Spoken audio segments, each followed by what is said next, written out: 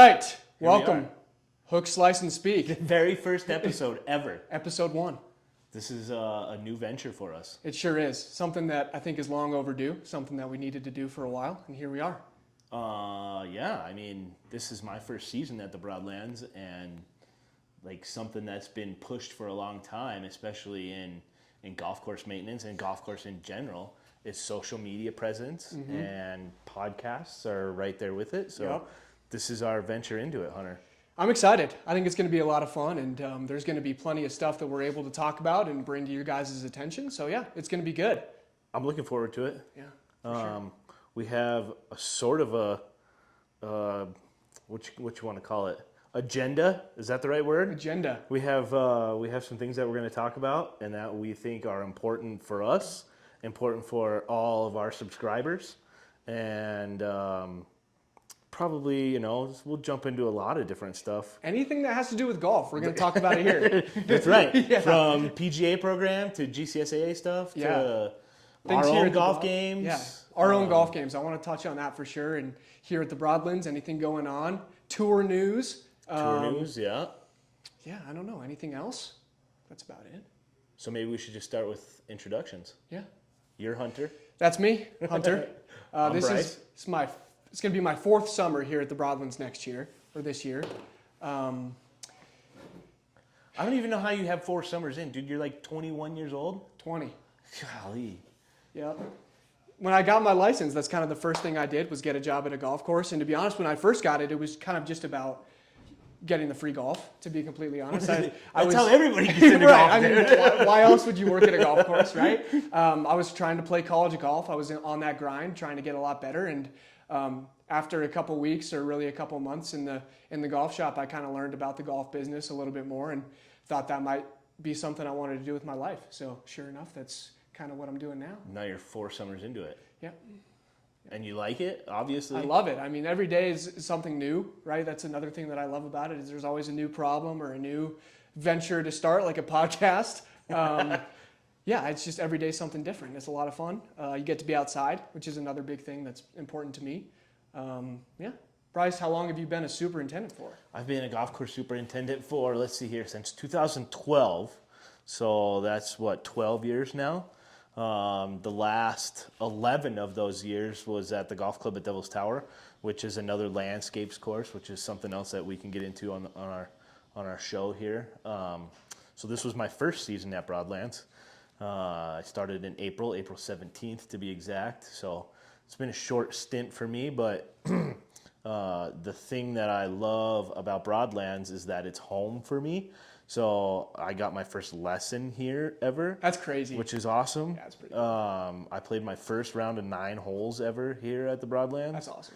Which is even cooler. And I was like, I think we've talked about it before, but I've joked with Chris, our boss, that from here where we're filming right now, the maintenance shop to 14 Green, it's as far from here to 14 Green as it is from 14 Green to my house. Yeah. So I live really close, and I went to high school at Legacy, which is right off of 14 Green. So that's what drove my decision to come back here to the Broadlands. Yeah. But the last 11 years was at the golf club at Devil's Tower. So that's in Hewlett, Wyoming, in a small town of 383 people. And it was an adventure there, man. I mean, I love golf in general, and I love being a golf course superintendent. I love being outside. But kind of the same thing like you talked about, Hunter. I think I was 16 maybe when I got my first golf course job. My dad was a truck driver for United Rentals, and he was delivering a scissor lift to a golf course up in Niwot. Have you ever heard of Haystack Mountain Golf Course? Oh yeah, that's a little 9-hole. It's a little 9-hole course. Yeah. It was the type of place because it doesn't exist anymore.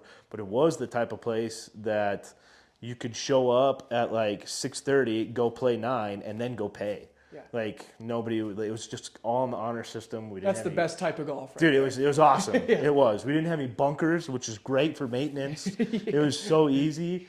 So, but their claim to fame was that they had a lighted driving range. And so my dad was delivering this scissor lift to change the light bulbs in their driving range. And he just talked to the superintendent one day, was like, my son would love to work at a place like this. And, I was getting into golf at the time. So it was with my buddies. Like, we'd just go to a garage sale and find a garage sale type of clubs and go whack it around down at Centennial Elementary. And so it just, like, the next day I went and the superintendent was like, yeah, be here tomorrow at 6. So I showed up the next day and it's just kind of the rest is snowballed history. into that. Yeah. That's pretty cool. It was awesome. It's been, that was 20 years ago. I'm 36 now. So that was 20 years ago of working in golf course maintenance. So that's a long time. That's a long time. That's as long as you've been alive, dude. Longer. Uh-oh. So yeah, that's how I got my start in it. I worked there for 3 or 4 summers, and then I worked at Indian Peaks, which is up in Lafayette. And then after that was when I got my job at the golf club at Devil's Tower. And like we kind of mentioned, the golf club at Devil's Tower is a landscapes managed course, whereas Broadlands is landscapes owned and operated. Yeah. So, worked there at Devil's Tower for 11 years, and now I'm back here. Sweet. Back here at home, baby. I got a question for you, Mr. Brice. All right. How much has the Broadlands changed from your first lesson, your first days here at the Broadlands to now? How much has the course changed? I wish I could say that it's changed a bunch, like the rest of Colorado, or like even just Broomfield in general. But honestly, like it's as good as I remember it. It's like the neighborhoods were always here, even when I was playing here. The neighborhoods were always here. This area has kind of stayed the same for the most part. I mean, Legacy has always been there. I think I was like the second graduating class from Legacy, second or third. So, I mean, nothing's really changed between here and my house in that time, which is kind of crazy to think about. But even, over here at Safeway, which is behind our maintenance shop, I mean, all that stuff has stayed the same. The course obviously hasn't changed much at all, if any. Yeah. So it's as great of a golf course as I remember it ever being. That's awesome. Yeah. That's pretty dang cool. Yeah. So that's kind of, I guess, part of what we wanted to accomplish in this is introducing ourselves. Yep. The other things that we want to talk about. Before we go any further, we got to introduce Jacoby. Oh, well, of course. Jacoby, come in here. We can't forget about Jacoby. we gotta introduce Jacoby. Jacoby's going to be our technical guy. He's the tech guy. The guy behind the camera. What's up, everybody? What else are you going to do for us, Jacoby? All of our editing? I do all the editing here at the Broadlands, all the social media posts you guys see on Instagram and Facebook. It's me and help from Atolius. I'm assistant golf professional here for 6 years now. I'm working towards becoming a golf professional just like Hunter here in the PGM program. That's about it. Jacoby's the man. Yeah. He's got some great hair. The flow is the best. The flow's there, man. At least you got red hair. I got nothing to write home about on this head, dude. Yeah. So yeah, I mean, there's the three of us right there. That's it. That's the hook, slice, and speak trio right there. What else do you want to jump into? We want to jump into tour news right now? Yeah, let's do it. So, Nick Dunlap just won the American Express last week. 20 years old. He's a sophomore at Alabama, same age as me, which is wild to think about. And just this morning, he put out that he's going to turn professional and he is going to become a PGA Tour member. I don't know exactly how it works as far as like once you win an event, how long you're exempt in PGA Tour events for. Sure. But he does have full status on the PGA Tour and he's a professional now and he's going to be in every event just like all the other PGA Tour pros we know. So, do we know how long that his full status on PGA Tour is going to last for? I don't know exactly. I think it's a couple years though. Sure. And I know winning an event kind of cements you for a while in that event and then the events like it. So yeah, I think he's going to be around for a while. I know that for sure. I mean, after winning the U.S. Amateur and what'd you say, the U.S. Junior Amateur as well? He won the U.S. Am and the U.S. Junior Amateur. He was the champion at the same time for both of those events. And the only other person to ever do that was Tiger Woods. That's wild. Yeah, so he's going to be good. He's going to be really for a good. while. Yeah. Hopefully. I wonder if like the pressure can get to you though, because if you win an event like that, and then you're 20 years old, you've got all this money coming at you. Now you're going to say that you're a pro, right? And leave your amateur status. Mm-hmm. Leave your school, leave your family. You start traveling on tour. Right. Is your golf game going to be affected by that? Oh, dude, it's probably be, right. It's got to be. Yeah.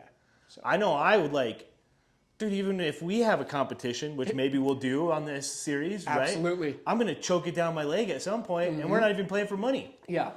Yep. So how's it going to work when a 20-year-old, he already did that this weekend, right? And he stayed pretty dang poised. Right. I mean, I watched the 18th hole again this morning. He hits a crappy shot off the tee, way right, and then hits a crappy approach shot, but then gets up and down like it's nothing for par and wins the event. As JT was chirping him coming up 18, right? Yeah. Like just chirping in his ear. Is that the first spectator you hit? Like, who says that kind of stuff? Only JT gets away with that kind of stuff. So funny. Which is great. I love that. I love seeing that. I like when they talk to each other in golf, and it kind of gets more interesting that way. It's fun to watch. I mean, the guy's good already, and he's got nowhere to go but up.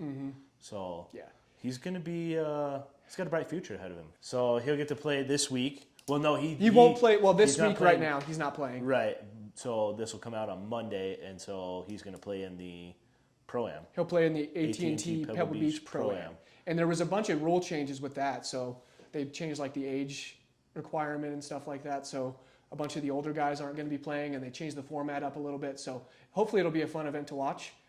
It's at Pebble Beach, so that's always cool. Always a great golf course. And then after that, we've got Waste Management. So yeah. a couple of good weeks of golf coming up. It's going to be, like the Waste Management is always like the kickoff to golf season to me. Yeah. Like I enjoy the early season. I enjoy watching the guys playing in Hawaii. Yeah. I mean, Kapalua is great. I've been there before. I never got to play it, but been there before. So it's always fun to watch those. But having the Waste Management, which is a great event to just go to, it's the funnest thing I've ever done. You've in my been, life. right? Yeah. Yeah. I want to go so bad. It's the funnest thing I've ever done in my life. Yeah.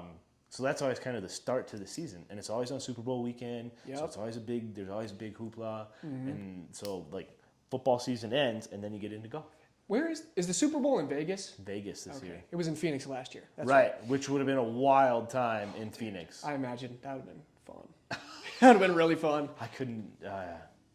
Phoenix has a lot of people, but to have that influx of millions of people for the Super Bowl and oh my God. In Vegas too, it's going to be nuts. Vegas is going to be There's crazy. also a big UFC fight that weekend too. Is it really? In Vegas. In Vegas as well? So, yeah. Who's fighting? I don't even know. I don't know which one it is, but I don't follow UFC enough to know. I don't know either. Yeah. But it's going to be good. Okay. Yeah. I was going to say something. Something about the Waste Management? Oh, yeah. I was down in Phoenix recently, the beginning of January, and I could just see them putting up all the grandstands around TPC Scottsdale. I was like, damn, I want to be at that event. It's so much It looks fun. like so much fun. I like when I went with my wife a few years ago, and when we went, like we thought we were going to be just overran with people. Yeah. And don't get me wrong, there's a boatload of people there all the time. But like as you kind of get like further out on the course, I think it's kind of like the north end. Like it empties out pretty good. Obviously, everybody wants to be around 16, and then 17. What is it? The short drivable par 4. Yep, it's got water up the left. Yeah, there's always Iconic drama hole. there, Yeah. right? So people want to be around that hole. And then 18 has the Church Pew bunkers down the left, which is a great finishing hole. Yeah. And that's kind of like right by the front entrance. So like I remember when we came in, like you come in, you walk right behind 18 green, and then you can shoot right over to 16 and 17. So everybody wants to be around there. But if you get a little further back, like you get away from the people pretty nice. Like I remember when we went, we sat on, I believe it was 12 green, and it's the first par 3 on the back, and we saw Webb Simpson make a hole-in-one. Oh, that's cool. Which was great. Like, That's the really place cool. was electric. I've never actually seen a hole-in-one in person before. Really? Never. Not even like in anybody that you've played with or Nothing. anywhere? Oh, Nothing. Man. I made a hole-in-one on a par 3 course, but I don't really count that. Why not? Well, because it was like 65 yards. So what? I don't count that. What course was it at? It was at the Highland Hills North par 3. I think it's like the 7th hole. It's over that little bunker, and the pin was right there. It hit the back shelf and just came down. And It's went in been the hole. forever since I played over at Highland, but... Yeah, but it doesn't count. Dude, of course it That counts. does not count. It There's doesn't count. There's our first question for our viewers. Doesn't count. Doesn't 65 yard 65 hole-in-one yard. on a par 3 course where the longest hole is like 95 yards. Of course it counts. I don't think it counts. Jacoby, does it count? No. Oh, you no, said it doesn't too. count. I got outruled pretty quickly there. Shoot, man. Other tour news, Live Golf Live Golf. is going to have their first event here at the start of the month, Right. February 2nd. They're in Marcobia. Is that what it's? Is that how you Mayakoba? Yeah, that one. Mayakoba. Mm-hmm, Is it Mayakoba. Mexico? It's got to be in Mexico. I think so. Yeah. Yeah, but I don't really watch a whole lot of Live Golf, to be honest with you. I don't either. Not that I have anything against it or anything. I think it's cool. I think any competition is good competition, right? sure. Like with the PGA Tour, you see the purses getting raised up and everything because of Live Golf. Right. So that's always a good thing, right? To get those guys getting paid more money. Having said that, there's something about it. I just have no interest in watching Live Golf. I don't. But yeah, Live Golf. Live Golf. Now we got John Rahm, world number 1. I think Scotty he's going to Scheffler win a number lot. 1? Scotty Scheffler's number 1. Right. I think he's number 3 or something because He's of right the there. Yeah. the points got kind of knocked down. But he's going to win a lot, I think. I feel on like the Live Tour. yeah. I think that one thing that maybe got overlooked in that and that I haven't heard a whole lot of is that with him coming, maybe it's going to drive some competition between guys because like last year, like, I mean, Dustin Johnson, when he went over, was like the world's best golfer, and he frankly hasn't done a whole lot on the Live Tour. Right? I think he won one time. Once, maybe twice. Yeah. And so maybe it's going to drive those guys to be like, all right, we got some better players coming. Like maybe we can start winning some more money. I don't know. Yeah. So maybe it'll drive Bryson DeChambeau to be better, and Dustin Johnson, Patrick Reed. Yeah. So you never know. I might start watching it. I know. Because John Rahm was one of my favorite players. He still is one of my favorite players. I love his swing. I love that he plays his game, right? Like he just plays that power fade, and he does it really well. I don't like his swing. That short little backswing. Well, it feels too choppy, man. He's playing his game, right? Like he knows. What I don't like do, it. I think it's lame. You think it's lame? No. Well, he hits it almost as far as anyone out there. I mean, and he's got this short little backswing. Who am I to complain about it when these guys are going to see my swing and be like, "Who the hell is this guy?" You've got a good golf swing. I don't know if that's the case. You have a great golf swing. But I guess that's a good segue to our next ideas, our next piece of our agenda. Yeah, our golf game. Our golf game. Yeah. We're going to set golf goals between the two of us. I've got some goals. Bryce, let's hear your goals. What kind of goals do you have for the year? Let's talk about them. Like, in the years that I've played golf, which has been a long time now, and by no means am I any good, my huge problem is that I get myself into trouble off the tee. Okay. So one of my goals, my first goal, which I think is going to lead to lower scores, is in general, keep the ball in play. Okay. I don't want to be hitting any houses, which I haven't hit any houses yet here at Broadlands. No way. You had to have hit one. No, not yet. Not yet. Man. I hit one house last summer. It was when we played with Chris and Desi and me and Marco out at Westwoods down south. Oh, and you hit a house? And I hit a house. It was the first tee shot of the day, and it was like 40 degrees. So I give myself I bet some Chris slack was there. chirping you for that one. Oh, for sure, dude. You did not let me live it down. So I want to keep the ball in play, which means no OB, no lakes, no backyards, none of that. Okay. My second one is that I want to roll at least 12 putts before every round. Ooh, that's a good goal. Because everybody goes to the range, man. Everybody just whacks it around on And that's the range. exactly what I do. And I keep, like, it's funny. As an instructor, I'll tell my students to go putt before a round instead of hit balls, and I'll go and do the exact opposite. You don't even follow your own advice. No, I don't. But I should. I really should, because it's so important. Right.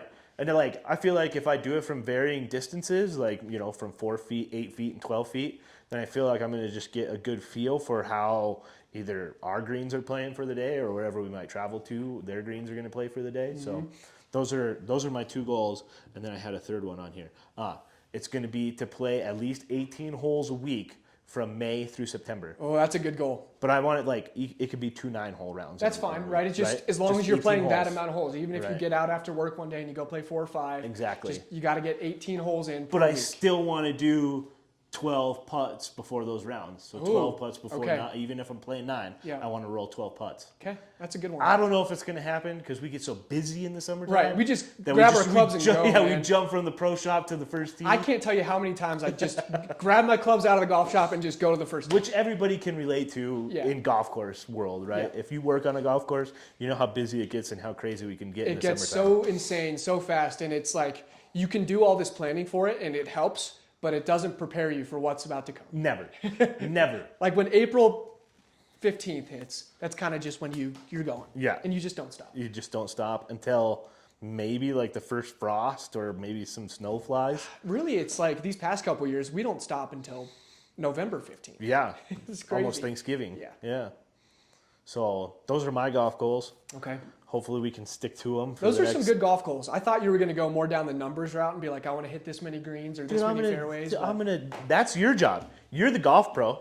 Okay, but that's not how my brain works. All right. Like, I'm a big stats guy, but I don't like to set those goals on myself because then I'm always worried about them, if that makes sense. Sure. So my 3 golf goals are, 1, to play.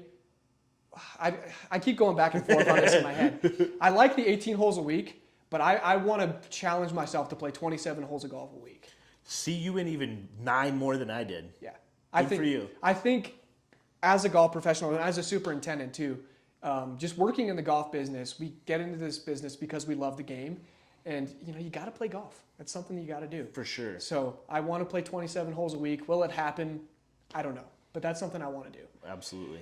Next, this is a good one. I want to take lessons from other top instructors around the area. Hey, there you go. And that's for really 2 reasons. 1, because I want my golf game to get better. Okay. I want to work on my putting a lot this year. My stroke is not good, so I want to get better with my stroke. I saw you play last year. You rolled in some good putts last year, Hunter. Also rolled some really bad putts. I recall like a 40-footer on number 12 last year. Oh, yes. When you had kind of changed your putting stroke. Yep. You were doing more of a slow backstroke and a quicker forward stroke. Yeah. Yeah, and I mean, don't get me wrong, I'm a good putter sometimes, but I want to get more consistent with that. So I want to take more lessons from other people around this area that are rated really good, like Ed Oldham over at the ranch. Yeah. He's a top 50 instructor in the country. Right. So he's been there for a long time, too, if I recall, right? Yeah, so I mean, that's the first reason to get my golf game better. And then number 2 is as an instructor, if you go take a lesson from somebody, especially somebody really good, then you're going to learn how to teach people, I think, in a better way. There you go. So it's kind of a 2-parter. Kind of nitpick things from things that you like from him. Yeah, just to be on the other side of it, right? Just to kind of understand when I'm telling a student what I want them to do, how do I get that point across better by learning how it got across to me, if that makes sense. Dude. So that's my second goal. And then number 3 is I want to shoot in the 60s at least one time. I like it. Just one time, I want to shoot in the 60s. Do you feel like you could go out on any given day and shoot 74, Hunter? Not right now. Not right now? Not right now. Really? No. I mean, I would love to get to that point. Sure. Right? Like, I think the only way that you can be that confident with your golf game is if you're playing a lot. Sure. Plain and simple. Right. You have to be playing a lot to be good at golf. Right. So I think if I stick to my 27 holes a week, right, where if I'm playing a lot, I think I could get to that point. Right. But right now, I don't think so. What's a bad round for Hunter? If I break 80, that's kind of when I That's your say threshold? I'm okay with that. All right. If I'm above 80, I'm like, that's probably not good. Okay. I need to be getting that. Especially as a golf pro. If Yeah. I'm above 80, it's not good. One, it's funny, like, even as an instructor, I kind of get it, right? But if your title is golf professional, people expect you to be this incredible golfer, right? And sometimes that's just not the case. Like, you just have a bad day like everybody else can. But yeah, this year I want to play more golf. I want to shoot in the 60s one time. I hope I am around to see that. Yeah. I hope we're playing together when that happens. One day. One day. What if it happens like in April, the first round that out would of the year? kind of suck, because then you have nowhere to go, dude. Yeah, exactly. Maybe I need to do it 3 times. I don't know. 3 times, yeah. I We think- can readjust that as we come out We with can more change our episodes. goals. We can change. Or you can change your goal to shoot 59. Yeah, we're not doing it. That's not going to happen. Come on, man. I'm not Bryson. I can't do it. All right, so there's some golf goals Those are for some us good to golf look forward goals. to. I like how they're not so like pressure filled, right? Like, it's not, I need to hit this many fairways. I need to play this many rounds. Right. Yeah, it's good. I think that they're very achievable for both of us, for sure. So hopefully everybody can follow along with us as we do that. Which, For sure. I mean, hopefully we can get our swings on video here in the next, I don't know, maybe later today or whenever. But Yeah. we'll get our swings on video. We can talk a little bit more about what we might try to be doing with our swings and our golf game more specifically, I guess. But Yeah, swing wise, there's always a couple of things that we're all working on, so we can go over that. But for sure. yeah, we're playing more golf. Playing Excited. more golf is the underlying theme for all of us, I think, right? Yeah. So I want to play more. Jacoby wants to play more. Jacoby, like, going off his goal, he almost needs to play more. Yeah, to get that PAT under his belt. Yeah. Right. But yeah, So everybody wants to play more golf. yeah. We have to. We have to. So yeah, I mean, we've hit everything on our agenda. We hit it. The only thing that we didn't ask or that we didn't say is that we want our audience to give us questions for the future. Yes. Send them in, Send them in. and we'll do that. I was also thinking, this literally just came to my head. If like people that watch the podcast could send in their swings, and then we could analyze their swings. Dude, I like it. I thought that could be kind of fun. What happens if we get a bunch of our members who like and we give them the wrong advice? They're just out there hitting it everywhere. Or we get like some anonymous golf swings and we're like, who the hell is this guy? Like he looks like he should not be playing golf.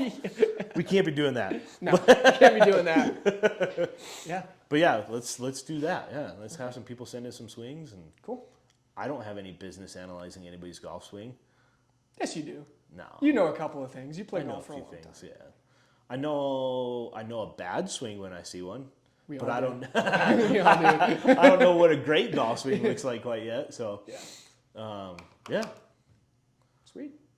There was one thing that I was going to say. Okay. As the golf course superintendent. Okay. Always fix your ball marks. Oh, good and one. Fix somebody else's ball marks. Good one. I'm going to sign off every episode like that. Always fix your ball mark and somebody else's ball mark. It's like our tagline.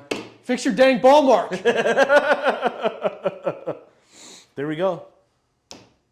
Done.